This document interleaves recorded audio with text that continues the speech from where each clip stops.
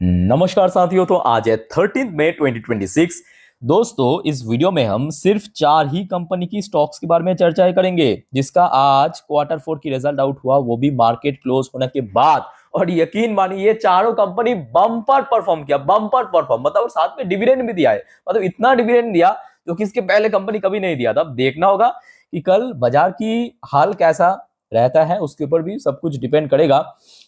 अब देखिए, मार्केट अगर ठीक ठाक मिल गया ना कल, मतलब आपके बृहस्पतिवार के दिन, तो ये सब शेयर दोस्तों मतलब स्काई रॉकेट जरूर बन सकता है। आइए अब एक एक करके थोड़ा चर्चाएं करते हैं। सबसे पहले हम बात करेंगे Hindustan petroleum limited. By the way देखिए, इनमें से बहुत शेयर हो सकते हैं कि आपके पोर्टफोलियो की शेयर है, हो सकते हैं कि आपके पास नहीं है, बट सारे लीडिंग कंपनी होने के कारण दोस्तों आप देख लीजिए, मतलब कुछ अच्छे कंपनी के बारे में हम चर्चा करेंगे। ठीक है, हिंदुस्तान पेट्रोलियम लिमिटेड आपके ऑयल रिफाइनरी सेक्टर की कंपनी है, काफी पॉपुलर कंपनी। और आज इसकी रिजल्ट आउट हुआ। पहला रिजल्ट देखिए, कंपनी मतलब रिकॉर्ड डिविडेंड दिया। मतलब कंपनी अपने इतिहास में कभी इतना ज्यादा डिविडेंड नहीं दिया था, आज जितना दिया है, देख लीजिए थोड़ा सा। अच्छा, एचपीसीएल की इस बार इनकम ही हुआ है 1,14,937 करोड़ रुपए, जो पिछले साल इनकम था 1,09,633 करोड़ रुपए। तो मतलब काफी अच्छे से इंक्रीज हुआ। पर दूसरी तरफ दोस्तों, क्वार्टर ऑन क्वार्टर बेसिस पे थोड़ा सा डिक्लाइन भी हमें देखने को मिला। बट उतना भी डिक्लाइन नहीं, एक मार्जिनल ड्रॉप आप जिसको कह सकते हो। मतलब 1,15,153 करोड़ से थोड़ा सा ड्रॉप होके 1,14,937 करोड़ पे पहुंच चुका है। ये कोई बहुत बड़े इशू नहीं है, क्योंकि कंपनी अपना जो एक्सपेंस खर्चा उसको इतना बढ़िया से मैनेज किया है। कंपनी की ऑपरेशनल प्रॉफिट मार्जिन वो इतना चौड़ा हो गया, इतना चौड़ा हो गया। अब देखिए, पिछले साल था 5%, बीच में 2 क्वार्टर 7%, 7%, लास्ट क्वार्टर में था 6%, इस बार 8% पे पहुंच चुका है। 8% ऊपर से कंपनी क्या किया पता है? कंपनी एक्सेप्शनल आइटम यानी अदर्स इनकम के थ्रू भी अलग से 1,910 करोड़ की इनकम जनरेट कर लिया, जो कि ईयरली बेस पे दुगना, क्वार्टरली बेस पे दुगने से ज्यादा। और उसका परिणाम क्या निकला? कंपनी की इस बार नेट प्रॉफिट, ये देखिए, पिछले साल था 3,415 करोड़, पिछले क्वार्टर में था 4,011 करोड़, इस बार 6,000 करोड़ की रिकॉर्ड प्रॉफिट जनरेट किया। पिछले कुछ सालों की रिकॉर्ड प्रॉफिट जनरेट किया 6,065 करोड़, जिस वजह से इसकी जो ईपीएस अर्निंग पर शेयर वो भी काफी हद तक इंक्रीज हो गया। 16 के आसपास था लास्ट ईयर पे, लास्ट क्वार्टर में 18 पॉइंट समथिंग था, इस बार 28 पॉइंट समथिंग पे पहुंच चुका है। और सिर्फ यही नहीं, कंपनी क्या किया पता है? कंपनी अपने शेयर होल्डर के लिए रिकॉर्ड डिविडेंड, मतलब कंपनी अपने इतिहास में कभी 19 रुपए 25 पैसे की डिविडेंड दिया ही नहीं। मतलब आप समझ पा रहे हो ना कि ये मतलब पूरे फाइनेंशियल ईयर की डिविडेंड नहीं। वैसे तो सरकारी कंपनी डिविडेंड बहुत तगड़ा पे करता है, ये सिर्फ एक क्वार्टर की डिविडेंड। और शेयर की भाव कितना है? 400 रुपए के आसपास। फिलहाल आज 5% मूव करने के बाद 400 रुपए के आसपास पहुंचा, पूरा 400 भी नहीं। मतलब एक 400 रुपए भाव की शेयर 19 रुपए की डिविडेंड दिया है। समझ पा रहे हो ना कि मतलब कितना ज्यादा डिविडेंड दे दिया है। अब देखिए, इसके पीछे एक बहुत बड़ी कारण है कि इसकी एकदम से प्रॉफिट बढ़ जाना, मार्जिन इंप्रूवमेंट होना, अदर्स इनकम के थ्रू भी अच्छा प्रॉफिट जनरेट किया है। ठीक है, सो दैट्स वाई कल दोस्तों एचपीसीएल की शेयर के ऊपर नजर जरूर रखिए, इंपॉर्टेंट शेयर है। अब देखिए, मार्केट की हाल अगर ठीक ठाक हो गया या ब्रोकरेज कंपनी की तरफ से ठीक ठाक रेस्पॉन्स मिला, मतलब जो अक्सर रेटिंग टारगेट देता है ना सुबह सुबह ब्रोकरेज फर्म, तो कहीं ना कहीं शेयर बम्पर मूव कर सकता है। चलिए नेक्स्ट कंपनी की रिजल्ट चेक करते हैं। बट सबसे पहले दोस्तों प्लीज मेक श्योर कर लीजिए आपने ऑलरेडी इस चैनल को सब्सक्राइब कर लिया, नहीं किया तो फटाफट दोस्तों करके रख दीजिए, देर मत करना, क्योंकि आज रात 10:30 वाली वीडियो में बहुत सारे इंपॉर्टेंट मार्केट से रिलेटेड चर्चा करेंगे, नेक्स्ट डे मार्केट प्रेडिक्शन वगैरह। और आज और भी बहुत सारे कंपनी की रिजल्ट आउट होने वाला है। ठीक है, तो बाद में क्या है कि लोग वैसे ही भूल जाते हैं, आपको ही पता है। तो फटाफट अभी सब्सक्राइब करके रख दीजिए। अब आ जाइए एक और बड़े कंपनी अपने सेक्टर की, टाटा मोटर कमर्शियल व्हीकल्स। कह रहा था ना शुरू में, क्या सब टॉप टॉप कंपनी की रिजल्ट आउट हुआ। टाटा मोटर कमर्शियल व्हीकल्स की रिजल्ट आउट हुआ अभी अभी की बात है, मतलब मार्केट क्लोज होने की बात। कंपनी डिविडेंड भी दिया, कंपनी अच्छा प्रॉफिट भी जनरेट किया। डिविडेंड तो 4 रुपए दिया, यहाँ पे आपको साफ दिखाई दे रहा है। तो कंपनी 4 रुपए प्रति शेयर की डिविडेंड दिया, मैं कहूंगा इनफ डिविडेंड, क्योंकि अगर कोई शेयर की भाव 400 के आसपास, मतलब पूरा 400 नहीं बट 400 के आसपास, वो अगर 4 रुपए का डिविडेंड दे रहा है, मतलब अच्छी डिविडेंड एक्चुअली पे कर रहा है। ठीक है कंपनी।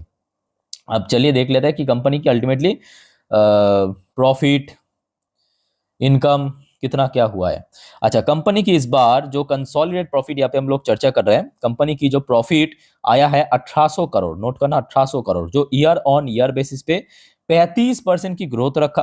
और अगर हम कंसोलिडेट रेवेन्यू की बात करें, इस बार आया है 26,100 करोड़, जो कि ईयर ऑन ईयर बेसिस पे 19% की ग्रोथ रखा। ऊपर से कंपनी की मार्जिन की बात करें, मार्जिन होता है ना ऑपरेटिंग प्रॉफिट मार्जिन या नेट प्रॉफिट मार्जिन, वो भी बहुत बढ़ गया है कंपनी की। जो यहां पे एक्चुअली थोड़ा सा इस बार गड़बड़ चल रहा था, मतलब लोगों के मन पे डाउट था, बड़े ब्रोकरेज फर्म के मन पे डाउट था कि क्या रॉ मटेरियल प्राइस हाइक हो जाना, बढ़ जाना ग्लोबल मार्केट में क्या मार्जिन श्रिंक करेगा। दोस्तों यहाँ पे जवाब मिल चुका है। टाटा मोटर कमर्शियल ने कह दिया कि भाई हम टाटा ग्रुप है, आम ग्रुप नहीं है भाई। मार्जिन बढ़ा दिया इतना टफ मार्केट में, साथ में 4 रुपए की फाइनल डिविडेंड भी दे दिया कि लो 4 रुपए की डिविडेंड। अच्छा, उसके साथ साथ इसका जो एबिटा मार्जिन है वो भी बढ़ चुका है 1.5%, 150 बीपीएस मतलब 1.5%, परसेंटेज वाइज 1.5%, 150 बेसिस पॉइंट लिखा है, उसका मतलब 1.5%, ठीक है। और जो रहा है 13.1% ड्यूरिंग दिस क्वार्टर। और एबिटा मार्जिन की अगर हम बात करें, एबिटा मार्जिन वो बढ़ चुका है 230 बेसिस पॉइंट, 11.5% हो चुका है, ठीक है। और प्रॉफिट बिफोर टैक्स की अगर हम बात करें, टैक्स भरने के पहले लगभग 2400 करोड़ की प्रॉफिट जनरेट किया। प्रॉफिट आफ्टर टैक्स में आपको बताया था अभी कुछ टाइम पहले 1800 करोड़। प्रॉफिट बिफोर टैक्स वो रहा 29% की ग्रोथ। समझ पा रहे हैं ना, कंपनी बहुत सॉलिड काम किया। कंपनी के हाथ में नेट कैश मतलब जो इन हैंड कैश है, कंपनी की कैश रिजर्व, वो भी बढ़ के 13,700 करोड़ पे पहुंच चुका है। यहाँ पे टाटा मोटर्स मैं कहूंगा बहुत सही काम किया। मतलब ये जो डीमर्जर किया ना आपके टाटा मोटर पैसेंजर और कमर्शियल को डिवाइड करके, बहुत सही काम किया। और ये यही वजह कि वेदांता ने भी रिसेंटली सेम चीज किया है। वेदांता की वैल्यूएशन भी बढ़ेगा और देखते जाइए। अच्छा, इसके अलावा और भी कुछ फैक्टर्स हैं, एक बार मैं आपको शॉर्ट में दिखा देता हूँ, जस्ट में जो इंपॉर्टेंट है वही दिखा देता हूँ, अदरवाइज टाइम वेस्ट नहीं करेंगे, ठीक है। अच्छा, कमर्शियल व्हीकल्स की जो होलसेल ड्यूरिंग क्वार्टर में हुआ है, मतलब आपकी जनवरी फरवरी मार्च पे लगभग 1,32,000 यूनिट के आसपास बेचा है, जो कि ईयर ऑन ईयर बेस पे यहाँ पे भी 25% की ग्रोथ रख दिया। और टोटल होलसेल की बात करें मतलब पूरे फाइनेंशियल ईयर अनुसार 4,28,000 यूनिट बेचा है। और ईयरली बेसिस पे बात करें लगभग 12% आ जा सॉरी 54% के आसपास ग्रोथ रखा है, ओके। डोमेस्टिक मार्केट में भी अच्छा खासा काम किया। तो ओवरऑल बात करें मैं कहूंगा टाटा मोटर्स कमर्शियल बहुत अच्छा काम किया। आप देखना होगा आपके मेन तो कबाब में हड्डी आपकी Jaguar and land rover passenger vehicles की, उसमें क्या होता है, ठीक है। तो आशा रखता हूँ कि अगर सब देखिए कल बाजार ठीक ठाक मिल गया, मे भी शेयर बहुत अच्छे से रिस्पॉन्स कर सकता है, ठीक है। तो कल इसके ऊपर भी नजर रखना। फिर आ जाइए दोस्तों एक और कंपनी जो कि मैं कहूंगा काफी अंडररेटेड कंपनी इसको कहा जाता है, बट कंपनी बहुत तगड़ा कंपनी है, टीवीएस मोटर कंपनी लिमिटेड। इसको आप हल्के में मत लेना। आज कंपनी की रिजल्ट आउट हुआ है, रिजल्ट पहले आप देखिए उसके बाद बात कीजिए, ठीक है। आ जाइए, सबसे पहले कंपनी रिकॉर्ड इनकम जनरेट किया 15,053 करोड़, जो पिछले साल था 11,542 करोड़। और दोस्तों यहाँ पे एक और बात मैं आपको बताना चाहता हूँ, देखिए कोई भी ऑटोमोबाइल सेक्टर में ना दिसंबर क्वार्टर में हमेशा बेस्ट सेल्स होता है, बेस्ट इनकम होता है। क्यों पता है आपको? क्योंकि दिसंबर मतलब कौन कौन सी महीना, अक्टूबर नवंबर दिसंबर भारत में फेस्टिवल चलता है ना, वहां पे वेडिंग सेशन चलता है। तो लोग अक्सर आपने देखा कि फेस्टिवल के टाइम पे लोग कार बाइक और भर भर के डिस्काउंट भी देते हैं, ये सब कंपनी उनको पता है कि लोग खरीदते हैं। तो जिस वजह से क्वार्टरली बेस पे मैं कहूंगा जज करना यहाँ पे मतलब कंपेयर करना जस्टिफाइड नहीं है, फिर भी हम थोड़ा कर लेंगे, ठीक है। तो ओवरऑल बात करें ईयरली बेस पे कंपनी की इनकम बहुत तगड़ा ग्रो किया, साफ दिख रहा है। 11,542 करोड़ से 15,000 क्रॉस कर चुका है। इवन क्वार्टरली बेसिस पे अक्सर हमने देखा कि ड्रॉप होते हैं, यहाँ पे ऊपर से बढ़ गया है। अच्छा, फिर आ जाइए कंपनी की मार्जिन। तो एक्चुअली जो आपको मैं कमर्शियल व्हीकल के केस में कह रहा था कि इस बार मार्जिन थोड़ा श्रिंक होने का खतरा था। टाटा ग्रुप अलग बात है, बट टीवीएस मोटर यहाँ पे मार्जिन को बचा नहीं पाया। लास्ट ईयर में मार्जिन था 16%, लास्ट क्वार्टर में था 15%, इस बार 14% हुआ। अच्छा, दूसरी फैक्ट क्या है कि कंपनी की नेट प्रॉफिट इस बार सॉरी बहुत अच्छे से ग्रो कर गया। अब देखिए इस बार ये भी फैक्ट है कि इस बार सरकार को टैक्स भी थोड़ा ज्यादा ही दिया है, 37% के आसपास, ठीक है। जो पिछले साल दिया था 31%, पिछले क्वार्टर में था 33%। सो कंपनी की नेट प्रॉफिट में दिक्कत नहीं हुआ, क्योंकि कंपनी की ईयरली बेस पे इनकम इतना ज्यादा ब्रॉड हो चुका है, इतना बढ़ चुका है कि यहाँ पे अगर थोड़ा बहुत श्रिंक भी हो गया मार्जिन, कोई फर्क नहीं पड़ा। 698 करोड़ से 820 करोड़ पे पहुंच चुका है। फर्क पड़ा है यहाँ पे, फर्क पड़ा है क्वार्टरली बेसिस पे, ठीक है, जो कि अक्सर होता है। मतलब थोड़ा गैप तो होता है आपकी क्वार्टर 3 और क्वार्टर 4 में, बट इस बार क्या है कि इनकम गैप नहीं हुआ था, बट ये जगह पे हो चुका है नेट प्रॉफिट। ओवरऑल मैं कहूंगा ठीक है, कंपनी की इनकम खराब नहीं हुआ, अच्छा इनकम रहा। देखने को कि कल ब्रोकरेज फर्म की तरफ से कैसा रेस्पॉन्स मिलता है, उसके ऊपर भी बहुत कुछ डिपेंड करेगा। और शेयर ऑलरेडी 1 साल पे हो 5 साल पे हो, बहुत मतलब बढ़िया रिटर्न दिया। आप क्या देख सकते हो, मतलब बहुत ही कंसिस्टेंट रिटर्न। इसको मतलब थोड़ा अंडररेटेड कंपनी है, बट अच्छी कंपनी है। बड़ी कंपनी तो ऑब्वियसली है। अच्छा, एक और कंपनी की रिजल्ट आज आउट हुआ है, ऑयल इंडिया लिमिटेड। सारे हदें पार कर दिया। अब देखिए ऑयल इंडिया की सबसे बड़ा बेनिफिट क्या है पता है?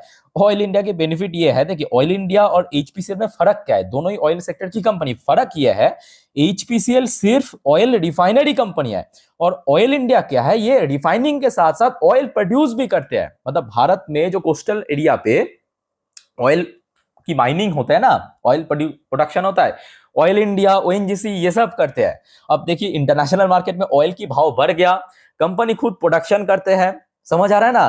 तो मतलब इतना ज्यादा मार्जिन बढ़ गया, इतना ज्यादा मार्जिन बढ़ गया। मैं आपको जरा दिखाता हूं, पहले पहले रिजल्ट देखिए तो आपको पता चल जाएगा कि कंपनी को कितना बेनिफिट पहुंच रहा है। ये ऑयल प्राइस एक्चुअली बढ़ जाने के कारण ऑयल इंडिया, ओएनजीसी की शेयर आप लोगों ने नोटिस किया होगा कि लाइफ टाइम हाई पे चल रहा है, जबकि बाकी ऑयल रिफाइनरी कंपनी नीचे चल रहा है। इसका जो नेट प्रॉफिट पिछले साल था 1195 करोड़, इस बार बढ़ के 2100 करोड़ पे पहुंच चुका है। 75% की ग्रोथ, 75% की ग्रोथ, समझ पा रहे हो ना? यही वजह है। रेवेन्यू में अगर आप देखेंगे उतना ग्रोथ नहीं है। रेवेन्यू कितना ग्रो किया? सिर्फ 9.9%। पिछले साल था 9111 करोड़, इस बार बढ़ के 10,000 करोड़ जस्ट क्रॉस किया है। तो इतना ज्यादा गैप कैसे क्रिएट हुआ? क्योंकि मार्जिन जो है ना वो कुछ ज्यादा ही बढ़ गया है। पिछले साल मार्जिन था 27.5%, इस बार बढ़ के 32.8% हो चुका है। ऊपर से कंपनी की जो एबिडा एबिडा पिछले साल था 2510 करोड़, इस बार 30% के ऊपर ग्रो कर गया, 3281 करोड़। रिकॉर्ड प्रॉफिट जनरेट किया आपके ऑयल इंडिया भी, ठीक है। सो ये दोस्तों कुछ इंपॉर्टेंट कंपनी, कल इसको नजर रखना। भाई देखो एक और बात मैं बताना भूल गया, सॉरी। आज केन्स टेक्नोलॉजी, पीएफसी, पारस डिफेंस, ऐसे और भी बहुत सारे कंपनी के रिजल्ट आउट हुआ है। देखिए एक वीडियो में तो कवर नहीं कर सकते ना, अदरवाइज वीडियो बहुत लेंथी हो जाएगा। तो नेक्स्ट वीडियो में करेंगे, मिस मत करना देखना। सिर्फ चैनल को सब्सक्राइब करना दोस्तों। बाकी कोई कंफ्यूजन है या आपका कोई रेफर, मतलब आपका कोई रेकमेंड है कोई कंपनी की रिजल्ट रिव्यू करने के लिए, वो भी बता देना कमेंट बॉक्स में, ठीक है। तो वाइंड अप करता हूं, टेक केयर, बाय बाय, जय हिंद।